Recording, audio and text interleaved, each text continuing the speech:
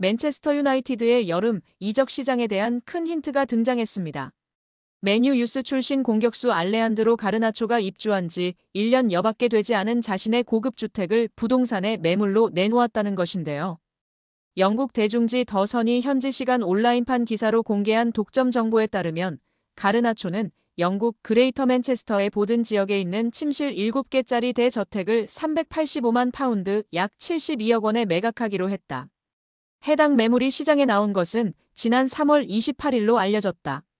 가르나초는 지난해 4월 자신의 파트너 에바, 1살 된 아들 엔소와 함께 해당 저택으로 이사했다. 매입 당시 가격은 380만 4천 파운드. 1년도 채 되지 않아 매각한 이유는 차익을 위해서가 아니다. 라고 전했습니다. 이어 더선은 가르나초가 자신의 저택을 매각하려는 이유가 올여름 맨유를 떠나기 위한 준비로 여겨진다고 추측했습니다. 실제로 가르나초는 후배 아모린 감독이 올 시즌 중도 부임한 이후 꾸준히 이적설의 주인공이 됐습니다.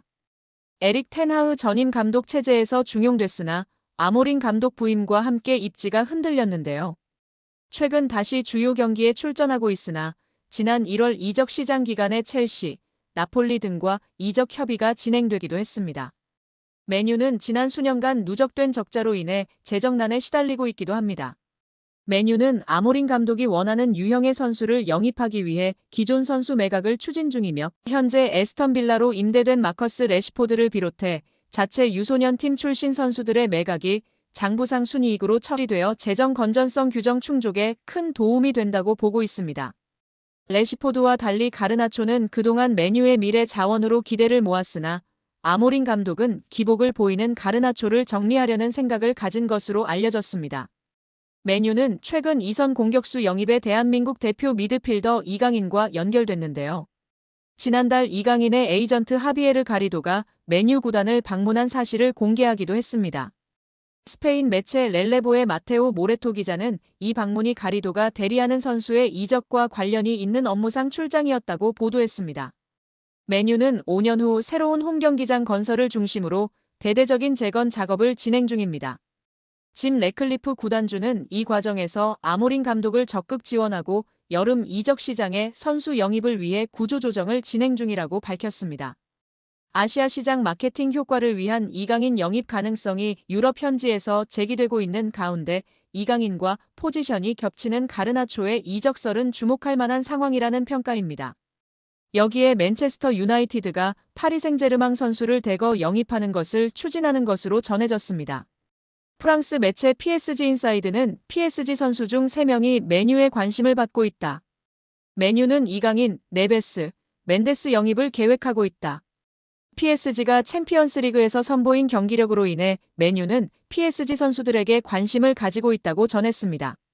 프랑스 매체 버풋볼 클럽은 21일 맨유 영입설이 있는 선수 중 멘데스는 PSG와 재계약 협상 중 맨유가 자신에게 관심을 보이자 맨유의 관심을 이용해 PSG에 더 높은 급여를 요구하기도 했다. 멘데스는 지난 2월 PSG와 계약을 연장했고 1년 연장 옵션을 포함해 2030년까지 5년 재계약을 체결했다. 맨유는 멘데스와 PSG의 재계약에도 불구하고 멘데스 영입을 포기하지 않을 것이라고 언급했습니다. 이 매체는 PSG는 맨유가 영입을 원하는 3명의 선수 중에서 올 여름 이적 시장에선 이강인만 이적 가능하다는 뜻을 나타냈다. 멘데스와 네베스에 대해 PSG 경영진은 이적 불가라고 전했다고 덧붙였습니다. 이강인은 최근 맨유 이적설이 꾸준히 언급됐는데요. 다만 이강인은 다양한 이적설에도 불구하고 올 시즌 종료 이후에도 PSG에 잔류할 가능성도 주목받고 있습니다. 프랑스 매체 르파리지앵은 PSG의 캄포스 단장은 이강인과의 재계약을 자신의 우선순위 중 하나로 삼았다. 이강인은 2028년 6월까지 PSG와 계약 기간을 맺고 있다며 시장 가치 3천만 유로로 평가받는 이강인 영입을 원하는 클럽은 넘쳐난다.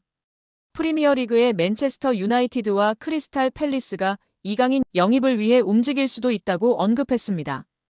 프리미어리그 최다 우승 클럽인 맨유는 디 애슬레틱에 따르면 맨유는 시즌 TV 중계권 수입으로만 2억 2,200만 파운드, 약 3,700억 원을 벌어들였습니다. 이는 일부 프리미어리그 클럽의 연간 전체 수입과 맞먹는 규모입니다. 아디다스와의 스폰서십 계약도 2035년까지 연간 9천만 파운드 약 1,500억 원을 지급하는 장기 계약을 맺고 있습니다. 다만 강등 시 금액을 50% 삭감하는 조항이 포함돼 있습니다. 아디다스는 한 시즌 사전 통보 후 계약을 파기할 수도 있다고 알려져 있습니다. 맨유의 연봉 총액은 3억 6,500만 파운드 약 6,100억 원입니다. 이는 하루 100만 파운드 약 17억 원을 지출하고 있습니다. 대부분의 프리미어리그 구단이 강등 시 50% 임금 삭감 조항을 두고 있지만 맨유는 이런 조항이 없는 것으로 알려져 있습니다. 한마디로 미친 듯이 돈을 뿌려대는 클럽입니다. 최근 곤두박질 치는 성적 등 어려움으로 인해 직원 구조 조정 등을 시행하고 있으나 그래도 이강인이 입단 시 현재 받는 연봉의 2배는 받을 것으로 예상하는 적이 지배적인 상황입니다. 여기에 뉴캐슬이 김민재와 이강인을 동시에 주목하고 있다고 알려지며 화제입니다. 김민재는 여름 이적 시장이 다가오는 가운데 이적설에 휩싸였습니다. 아킬레스건 부상을 당했음에도 온전히 회복을 하지 못하며 계속해서 경기를 뛰면서 점차 경기력이 떨어졌고 자연스레 이적 가능성이 전해졌습니다.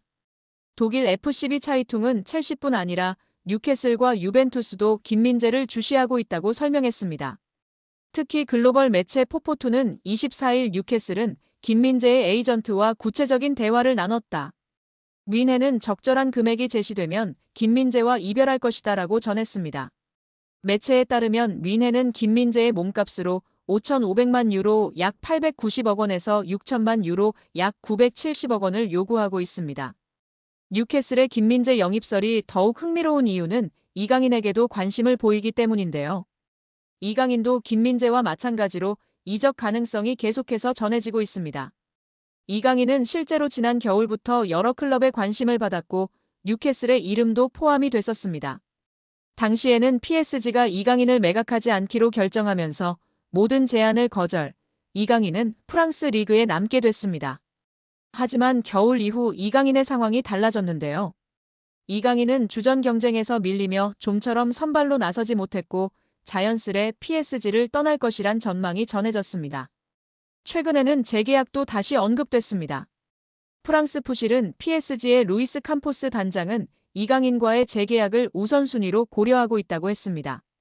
그러나 영국 기브미 스포츠는 PSG는 이강인의 이적료로 4천만 파운드 약 750억 원을 원하고 있으며 현재 뉴캐슬과 크리스탈 팰리스, 맨체스터 유나이티드가 지속적으로 이강인을 추적하고 있다고 설명했습니다.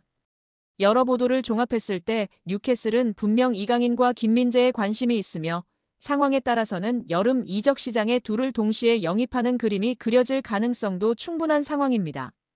PSG가 공식 홈페이지를 통해서 루이스 엘리케 감독, 아슈라프 하키미, 비티냐, 누누 멘데스의 재계약을 발표했습니다. PSG는 우리는 엘리케 감독과 2027년까지 계약을 연장했다. 하키미, 비티냐, 멘데스는 2029년까지 재계약을 체결했다고 전했습니다. 이번 재계약으로 PSG는 대부분의 핵심 전력을 2028년 여름까지 보유할 수 있게 됐습니다. 주전급 자원 중에서 2028년 이전에 계약이 종료되는 선수는 2026년에 만료되는 잔루이지 돈나룸마와 2027년에 끝나는 파비앙 루이즈 뿐입니다. 두 선수를 제외한 주전급 자원들은 모두 2028년 혹은 2029년까지 PSG 선수로 뜁니다. 이강인은 2028년까지 계약된 선수 중 하나입니다.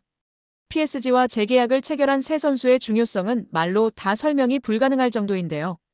풀백의 중요성이 날이 갈수록 중요해지는 현대축구에서 하키미와 멘데스를 잡은 건 매우 크다는 평가입니다.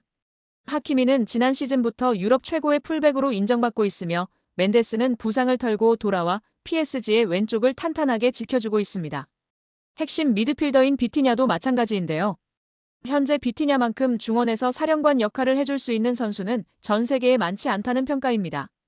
엘리케 감독의 전술 구현에서 매우 중요한 풀백과 수비형 미드필더를 잡았기 때문에 PSG는 후방부터 전방으로 이어지는 코어라인이 앞으로 3년 동안은 탄탄하게 지켜질 것으로 예상됩니다.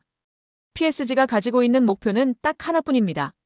이미 프랑스에서는 적수가 없는 PSG이기에 유럽 최정상으로 인정받을 수 있는 유럽축구연맹 챔피언스리그 트로피를 원하고 있습니다. 킬리안 은바페가 레알 마드리드로 떠나면서 슈퍼스타는 잃었지만 PSG는 이제 조직력을 앞세워 UCL 트로피를 노리겠다는 계획입니다. 슈퍼스타 위주의 영입에서 벗어나 팀에 융화되고 조직력을 올려줄 수 있는 어리고 유망한 자원을 집중적으로 영입하는 중입니다. 이강인도 이러한 방향성에서 영입된 선수 중 하나입니다. 핵심 자원들을 모두 붙잡았기 때문에 당분간 PSG는 전력 유출에 대해서 크게 걱정할 거리가 사라졌습니다. B클럽들에게 있어서 핵심 선수 지키기는 매우 스트레스 받는 작업 중 하나지만 PSG는 전력 보강에만 집중할 수 있는 환경을 마련한 셈인데요. 엔리케 감독의 힘을 실어주기 위해서 2027년까지 재계약한 것도 이러한 방향성의 일환입니다. PSG는 여전히 스트라이커 자원이 약하다는 평가를 받지만 엔리케 감독은 제로톱 전술로 밀고 가는 중입니다. 최근에 우스망 덴벨레가 새로운 역할에서 기량이 터지면서 PSG의 걱정을 덜어주고 있습니다. 이강인과 함께 UCL 트로피를 노리려는 PSG의 계획이 차근차근 진행 중입니다.